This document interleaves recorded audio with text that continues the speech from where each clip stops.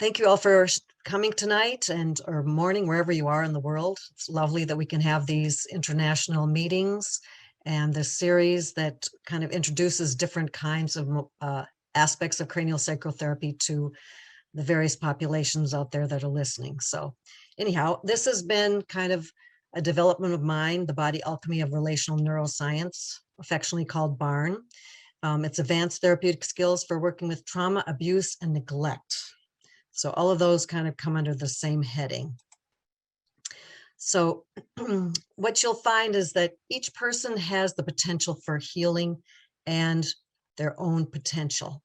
And I think that's an important aspect to consider in terms of working with clients who come to us with emotional dysregulation, a history of trauma, abuse, or even neglect, which can be just as bad as the other two.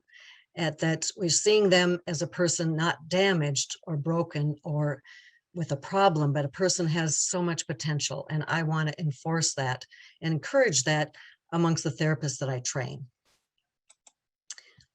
So I'd like to begin with just a gentle poem from John O'Donohue that kind of sets the tone for this meeting tonight. It's called A Blessing for Your Senses. A blessing for the senses. May your body be blessed. May you realize that your body is a faithful and beautiful friend of your soul. And may you be peaceful and joyful and recognize that your senses are sacred thresholds. May you realize that holiness is mindful, gazing, feeling, hearing, and touching. May your senses gather you and bring you home. And may your senses always enable you to celebrate the universe and the mystery and possibilities in your presence here. And may the eros of the earth bless you. And that's from John O'Donohue. And I think that's another important aspect, is that when a person has been traumatized, they can be in a very frozen, collapsed, or dissociated state. And they've kind of lost touch with their body and with the fullness and the vitality of their body. And what we want to do with our craniosacral therapy skills and the other skills that I can offer you is to kind of bring back that coming back to life so that their fluid systems come more alive. They're able to connect more in relationships with others, and they feel more of a sensory contact with themselves and with other people. So in the course that I offer specialized craniosacral techniques for balancing specific parts of the nervous system. So not only the brainstem and the whole spinal column and the whole dural tube, as we understand, but also parts of the brain that are deeply affected when a person goes into those different states of traumatic abuse, whether it's a freeze state or a collapse state or a dysregulated or dissociated state. Also, I look into and I've integrated the theories and research from various pioneers in the field of trauma, including Dr. Bessel van der Kolk, Dr. Stephen Porges, Dr. Peter Levine, and many others. We stand on the shoulders of so many other people in this field, which has been really developing for the last 30-some years. And I think it's really become quite an integrated process. And in terms of, we want to each draw from each other's gifts and understandings of trauma and know that each of us have something important to offer. And we as craniosacral therapists have so much to offer in the somatic world to just really help the full body and the full person.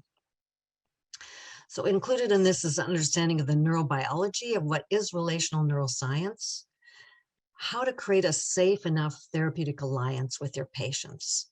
And that means you're safe too, because as therapists, we can, especially when you're young in this field or newly finished with somato-emotional release or something like that, there's a little anxiety and trepidation about how do I really work with clients that bring this kind of history and background to me.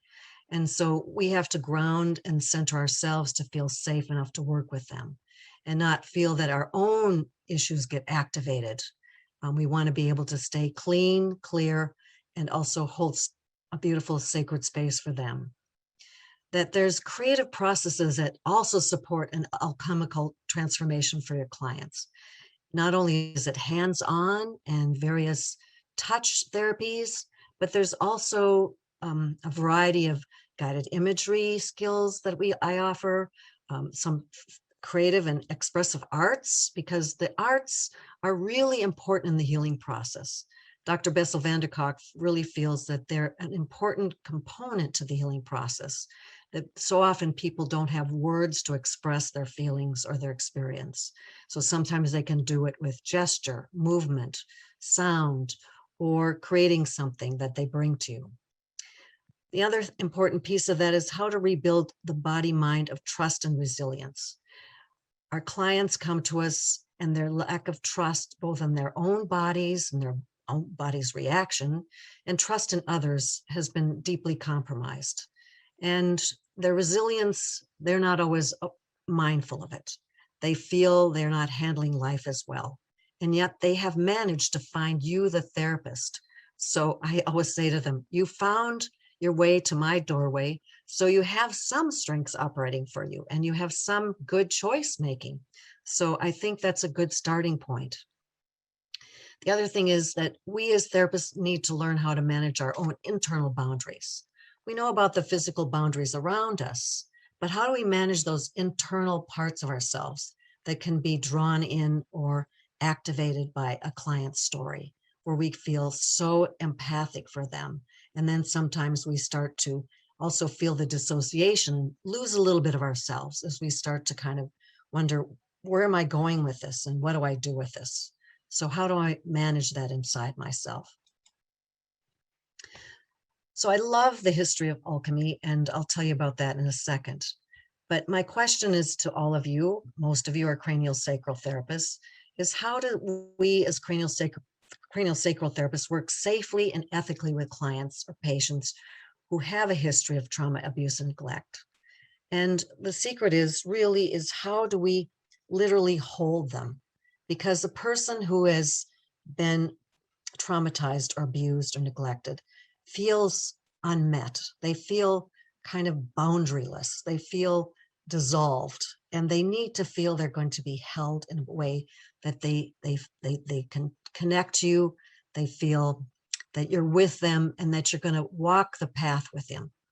And we do that by listening to the deeper story within the person. Their story is multiplicity. You know, it's not just the event or continuous events, but it's all the pieces around that. Who was there and who wasn't there? What were the circumstances? How old were you? And who did you wish could have been with you? All those are really important things that help us address the whole experience for the person.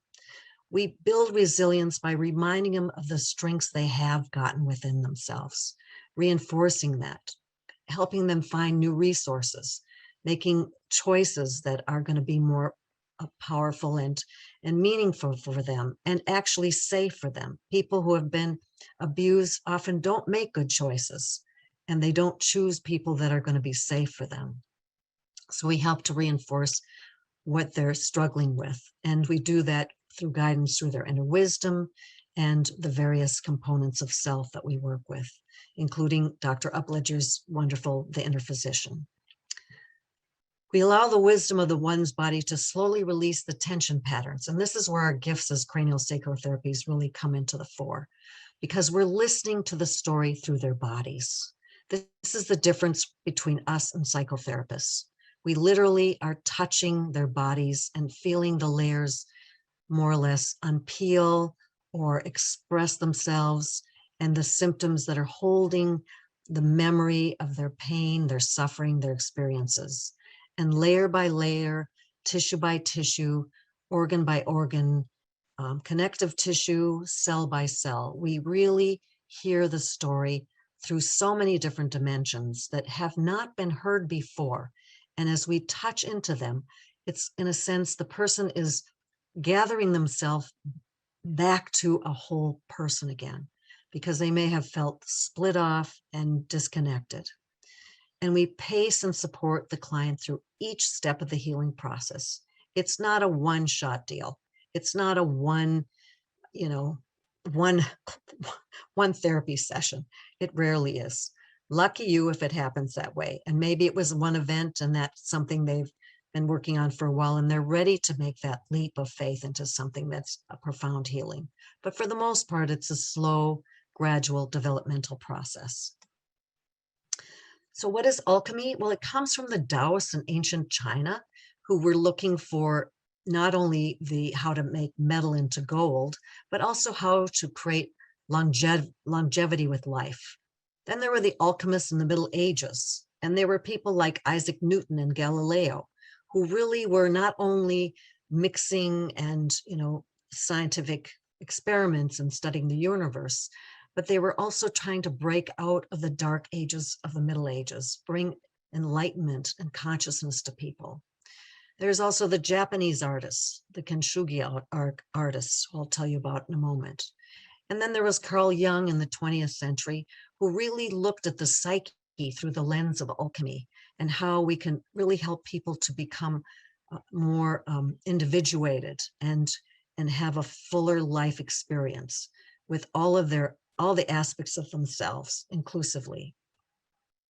So alchemy is really changing or transforming the struggles, the pain, and the imperfections of our life experiences, so that they're not just our wounds and our pain and our sense of being a victim, but they're also the hidden gold in us. Where new learning has grown and our acceptance of who we are as a person, our vulnerabilities and our strengths. And it also brings out a deeper sense of compassion for all of life. And I think that's the real goal there. So kintsugi is a wonderful thing that I've discovered and heard about and taught a couple workshops on. And it's called the art of golden repair. And these Japanese artists back in the 1500s, they'd find an old pot, and they didn't like to throw anything away. They were already into conservation. And instead of, breaking it up and trying to do something else with it, they literally took gold leaf or silver or some other precious metal and filled in the cracks. And they could see when they filled in the cracks with the gold that something beautiful was made out of what was once broken. And that's the same thing we're doing with our clients.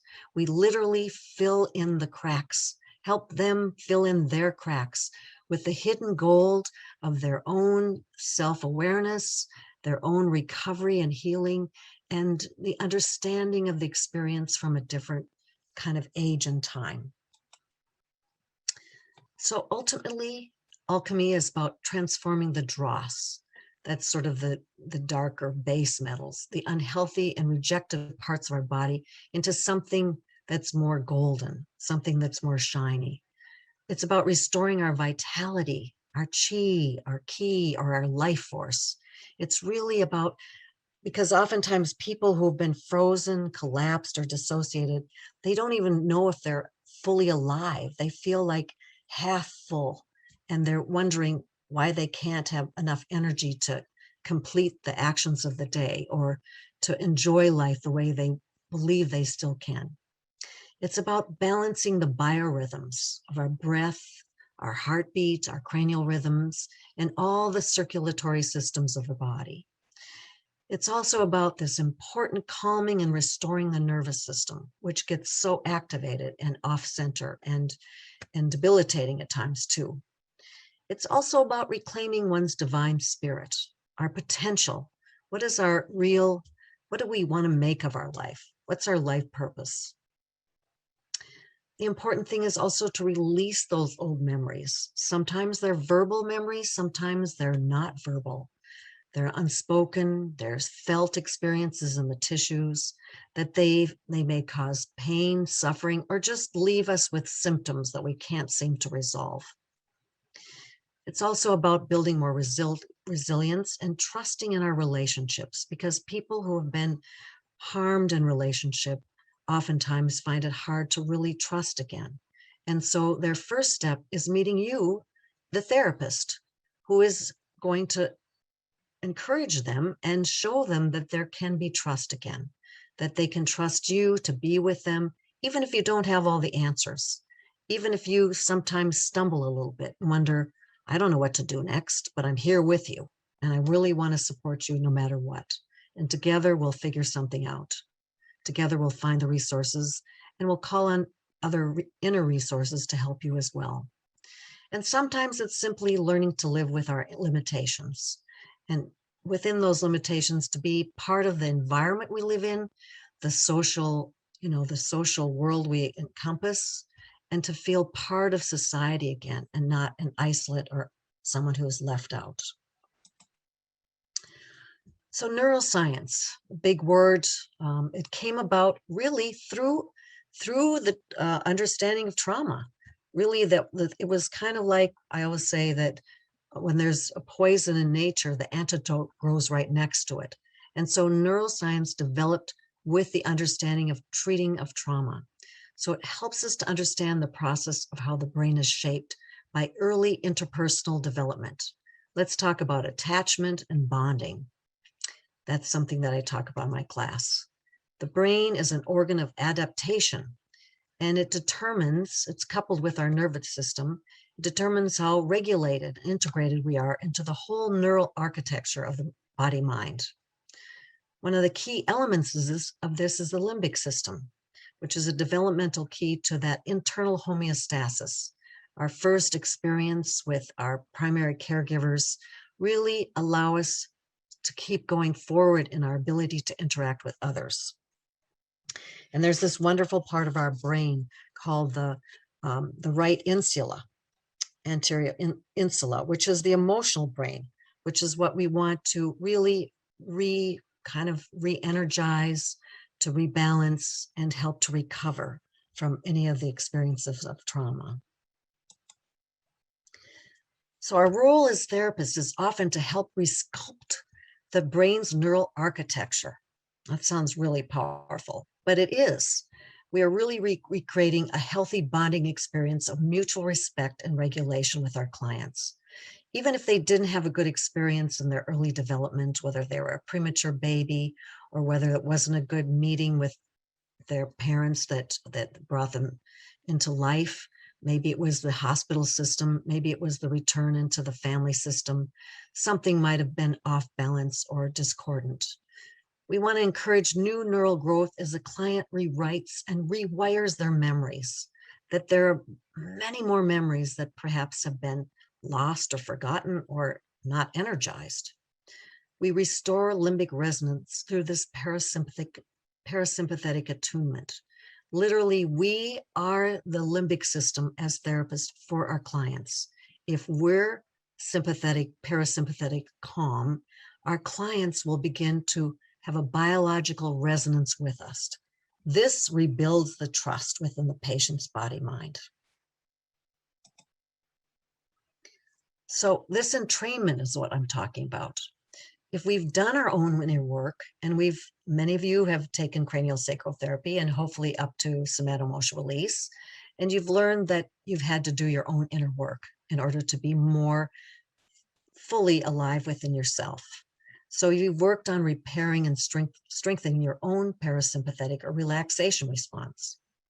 So we can embody this and model this calmness for our clients. As we blend and meld into the tissues of the client, we speak in these calm, soothing tones, literally entraining the mirror neurons in their limbic system.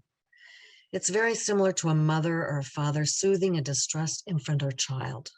We speak in those really kind of mother-ease or father-ease tones that just really starts to soften the tension in the body.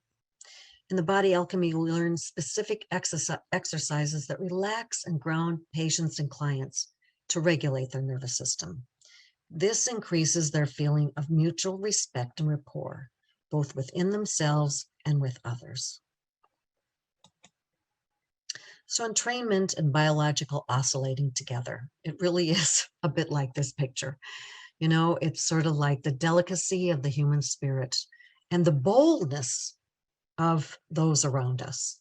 And we can oscillate together. We can sort of blend and meld in that way. So the goals of alchemy is really to gain insight for our clients to see themselves more clearly. That is, they explore the struggles of pain and strain and pain patterns in their body.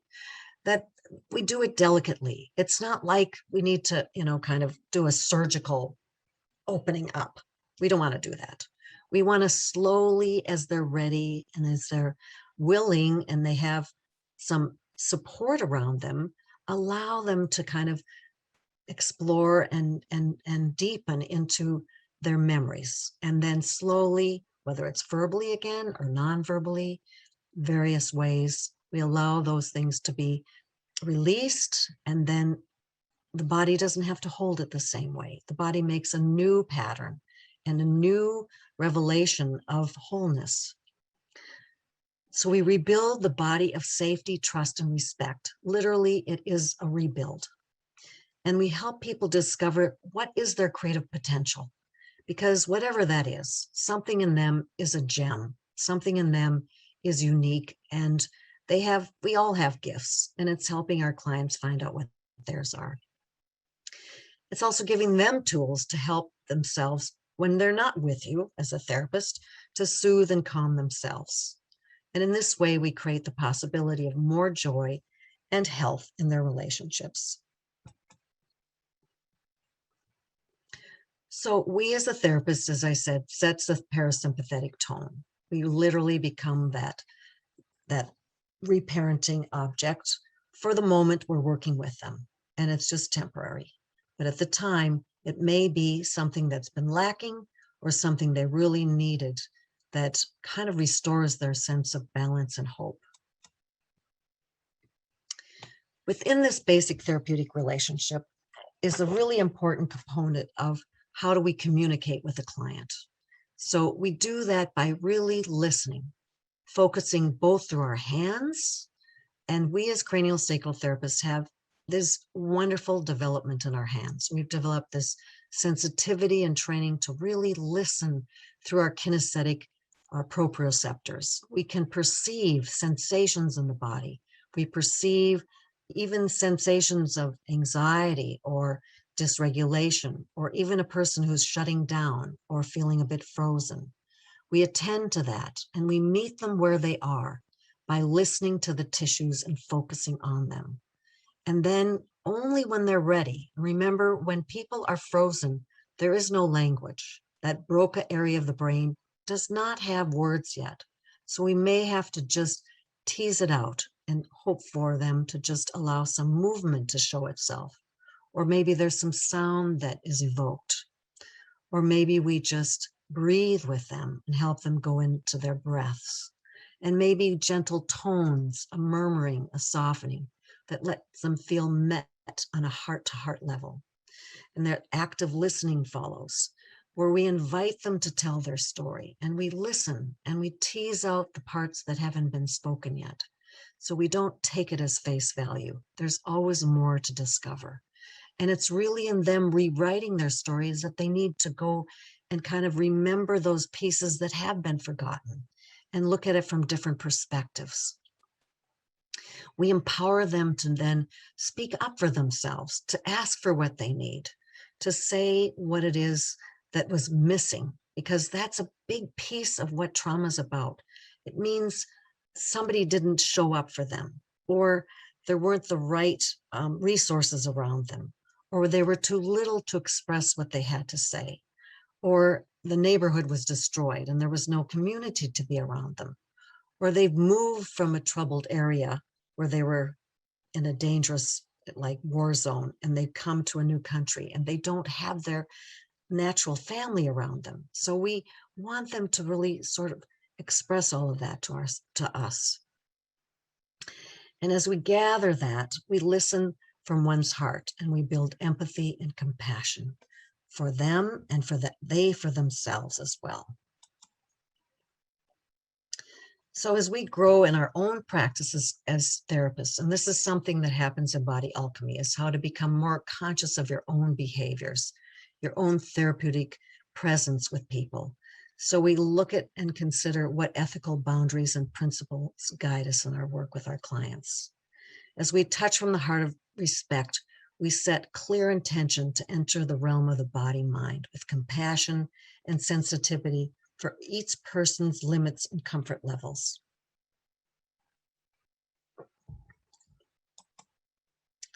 So it looks like this, touching from the heart of respect. And it really means, are you really listening to me? So we really have to listen, not just with our ears, but with our hearts, our minds, and with our hands, and surely with our intuition. So I want to just say something, because trauma is such a big thing and it's so prevalent. And it's helpful when we kind of put it into a kind of a little spectrum. And I think this helps us to meet the client as well. And this is another thing I teach in the body alchemy. So there's the one-off event, a shocking trauma. It could have been a physical trauma, could have been an accident, could have been a surgery that didn't go well. It could have been an abuse situation where there was a date rape or some other violence to you. It could have been a world event. You could have been in a war zone where there was bombs that went off, or you could have been in a natural disaster, a flood or a hurricane. So those are very specific events. Then we have developmental trauma. That's something that might have been an ongoing experience from early childhood, or even from the time you were born, or even while you were in the womb. Could have been when you were in the womb and you could hear the sounds of, the difficulties, the arguments, the unhappiness within the family system. And you were already preparing yourself for what was it going to be like when you came out. It could have been something that happened, as I mentioned earlier, when you were born, and maybe you were a premature baby and lots of interventions had to happen for you and you weren't able to be with your parents as you wished to be. Or it could have been happening in early childhood, where you were raised in a family where there was addictions, or there was, a breakdown in the marriage or the relationships, or there was just a lot of shouting and blaming and shaming. All those things are developmental trauma. And then we also have the aspect of transgenerational trauma. That's another whole piece of that, which is in our cellular memory. And this can come from folks who have come from a family system. Perhaps, again, as I mentioned, they did come, maybe their parents or grandparents came into this country as refugees. Maybe they came over the border from Mexico, or they came in from places like they're coming in now from Afghanistan. And there's been years of trauma and abuse and fear happening in their societies. Or it could have been you were an endangered population, could have been in Chechnya in Russia, or it could have been the Holocaust. All of those are things that could have been translated to you both genetically and through the behaviors and actions of your parents and grandparents. All of these could have left a layer of trauma and abuse and fear in your body, and a sense of lack of trust.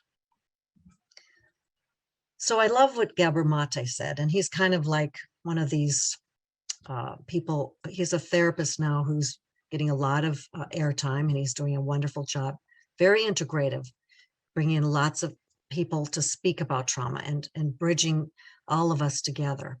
He says it's a psychic wound that hardens you psychologically and interferes with your ability to grow and develop.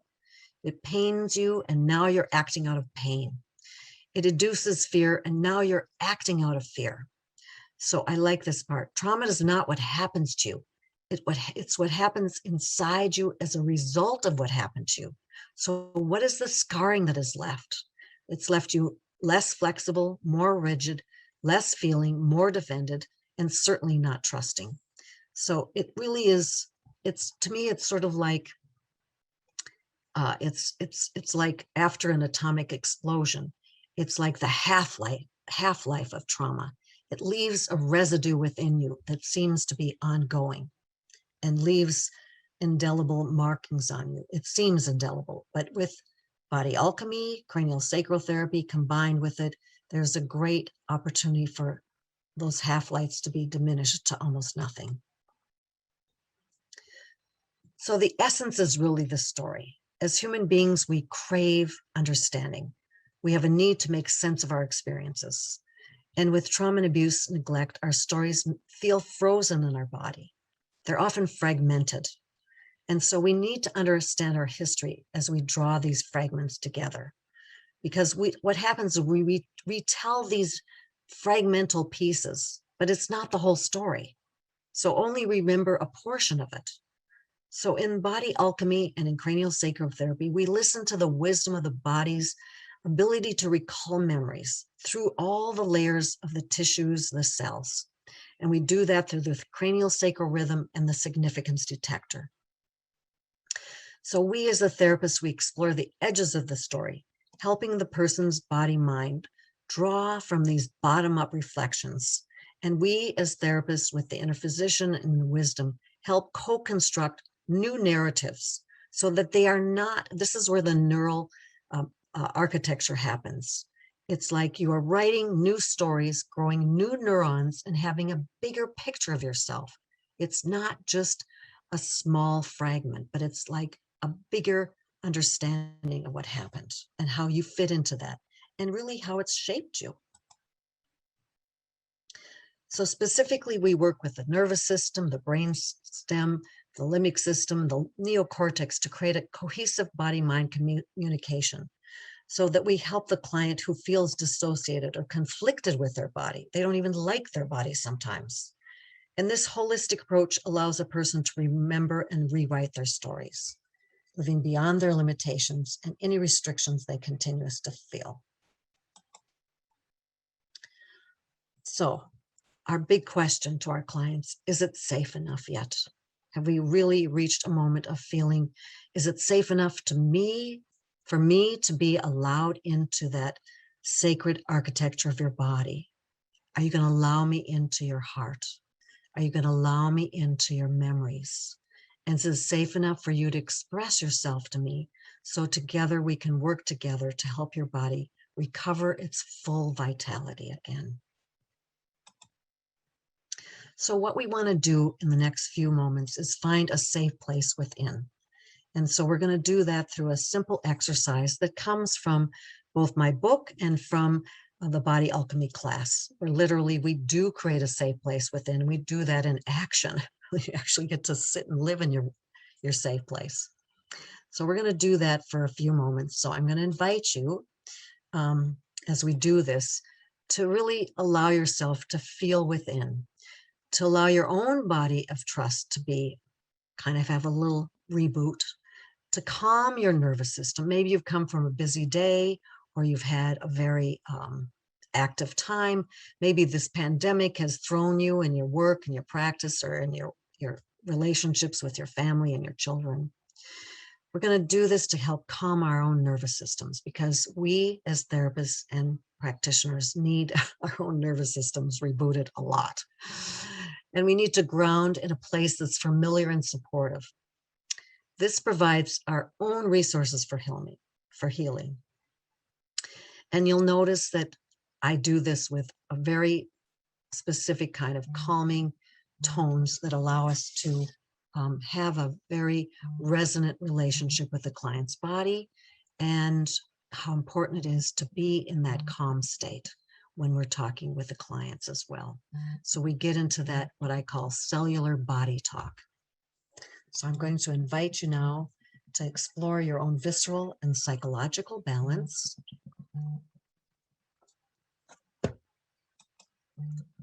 And we're going to go into a simple exercise for about the next 6 to 8 minutes of finding a safe place. Okay, so you might have done this before, but I'd invite you to do it again, and to just settle into your chairs or on your couches or wherever you're sitting. Be as comfortable as possible. Allow yourself to just take a moment to breathe, and I'm going to just talk you through it. So just breathing easily. Allow the breath to flow in your bodies. Feel your feet on the floor. Have a gentle sigh, letting the day's pressures and experiences just float into the background of your mind.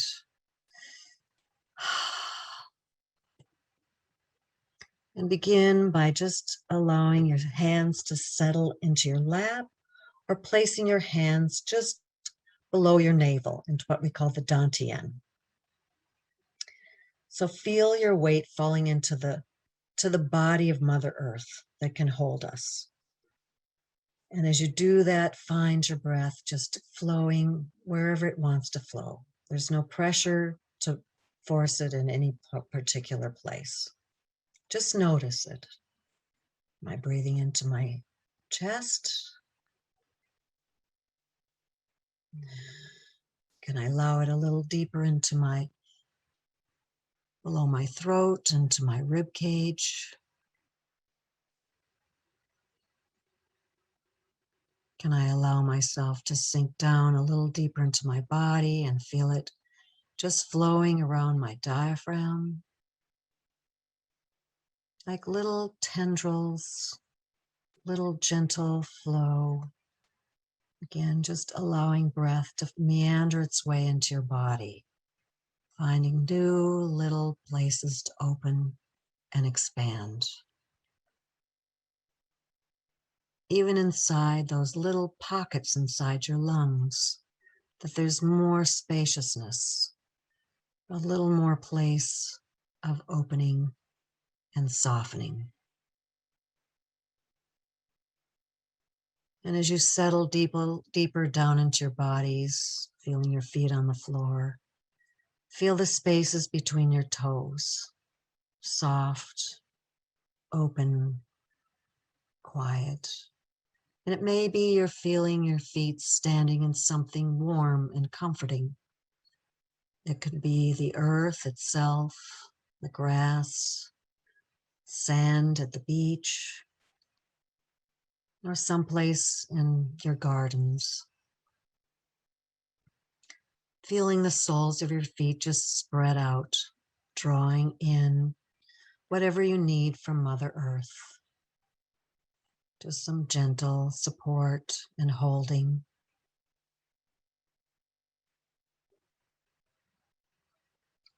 And then allow any tightness or holding behind the spaces behind your knees to just float and flow behind there all the way down through your lower legs and deep down into the ground.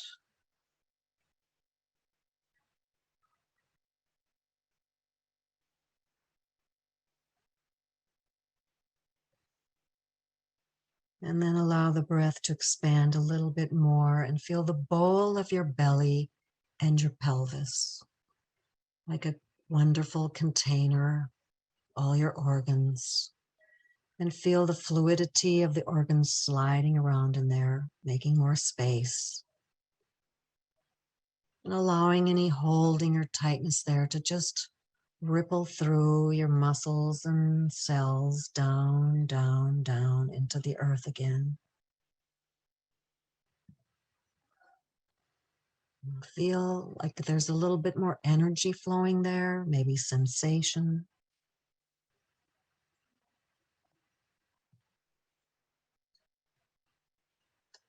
Noticing the breath begin to soften the base of your spine as you feel the support of your spinal column, lifting you up, creating spaces between your vertebrae, giving you the support that you've longed for, that you know is there for you if you just lean in and feel you have a spine that holds you.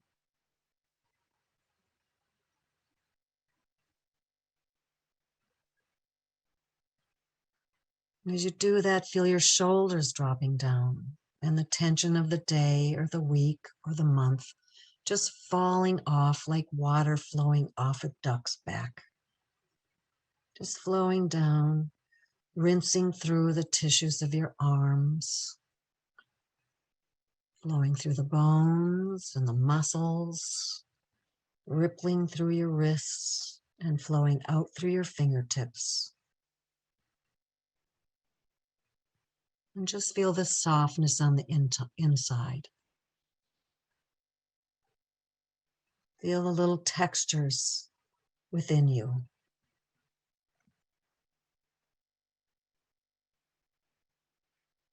And then allow the breath to flow up through your chest wall, expanding through your diaphragm.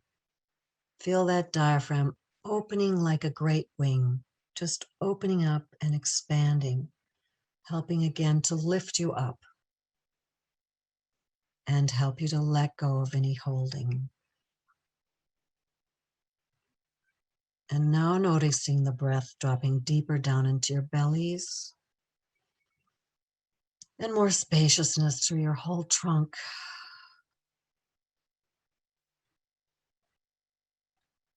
And then feel like that liquidness of your spine and the dural tube. And you feel like a gentle ripple through there, like a piece of something soft flowing, releasing any tension in your throat and neck.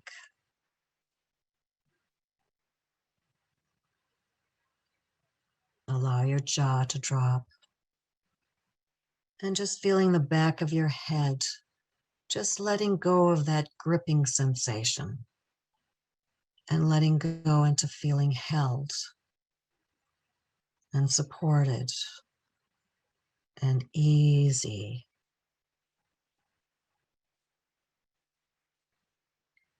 And then breathing into the spaces inside your head, feeling as if your brain is floating in a bath of fluid, just bathing and soothing and calming all those little lights of neurons. Feel your eyes floating in soft fluid. And gently feel your face muscles just letting go, as if they were just being gently brushed with something soft, like the wind or a feather, something gentle. And now allow your whole breath to flow through your whole body, just bringing you a sense of deep calm, quiet, and spaciousness, as if there was more room for you to live inside your body.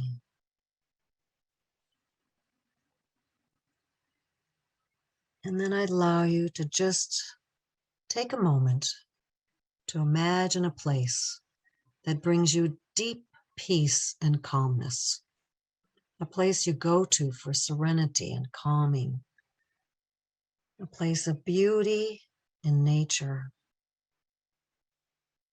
It may be a favorite place you go to every day for your walk, or it may be a place you only go on holiday, or it may be a place in your imagination that you go to when you need a mental health break. So allow yourself to bring that into your gaze inside, that place in nature that brings you comfort, peace, and that quiet joy of being alive. Put yourself right there, feeling your feet on whatever the textures you're standing or leaning on. Smell the smells of the environment, the sea, the earth, the forest, the flowers, whatever is there. Feel the texture against your skin of water or air, light. Let yourself just breathe and be in this place that gives you so much joy and recovery. I like to think of this as your home space, where you belong. And feel how this place holds you, and that each part of you is like this place. You are the ocean, the trees, the sky, the wind, the animals, whatever's there that brings you this delightful sense of beauty.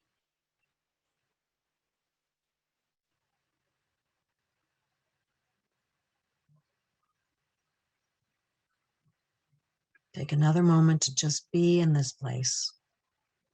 Just be here.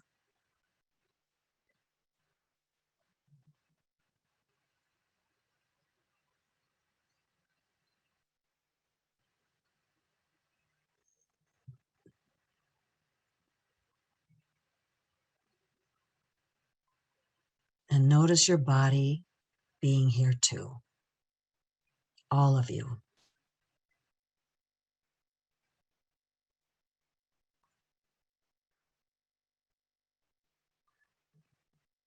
So take another moment to drink it in and just know you can return here whenever you need to, whenever you need a little comfort break.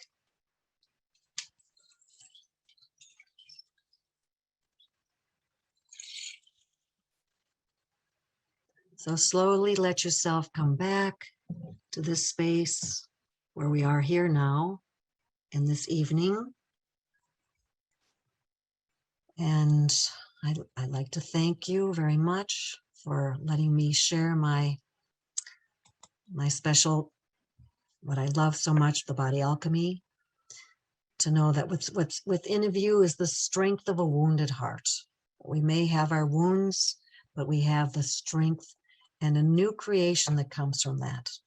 It makes us who we are in a deeper, more profound way. So that's it. Thank you so much. And I'm going to turn it over to you, Justin, for a moment. If you'd like to. Yeah, actually, Rebecca, were you able to tell, is there anything more you'd like to say about your course? Only a few things. It's just that it's the prerequisite is Somato-Emotional Release 1. It's an experiential 3-day workshop, including expressive art exercises. So it's a little different than the usual craniosacral therapy class. You're also going to have hands-on learning of how to balance the nervous system in different parts of the brain. We'll also work with yoga and various body movement exercises and some expressive art exercises. We're actually going to make a body of trust, and you're going to learn how to help the client rebuild resilience and re-experience and trust, and releasing that freeze and shock from the body brain. So I think that's as much as I need to say. Everything else I've kind of covered already in the lecture. All right, wonderful. And I would like to, if we could, I know I have this slide of your book. Could you tell us about or is there anything more you'd like to tell us about your book? Sure. I mean, I know it's kind of puzzling to craniosacral therapists. They go, the body alchemy of psychodrama. I'm not a psychodramatist, but I wrote this in mind of the blending of the body mind and of somatic therapies with alchemy, and psychodrama is one of the lenses you can look through. It gives a history of somatic therapies, inclusive of craniosacral therapy, body mind centering, yoga, and some of the Chinese medicine approaches. It also has a wonderful chapter on neuroscience and the application of the limbic system to working with trauma, abuse, and neglect.